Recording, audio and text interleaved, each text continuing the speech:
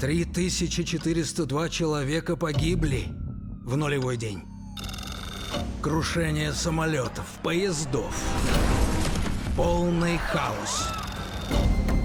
Те, кто в ответе за это нападение, обещают его повторить. Конгресс утвердил создание специальной следственной комиссии, наделенной чрезвычайными полномочиями проводить наблюдение, обыск и конфискацию.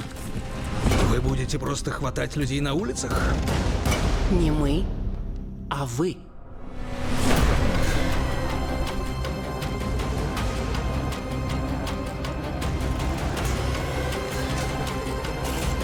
Люди поверят в то, во что должны поверить.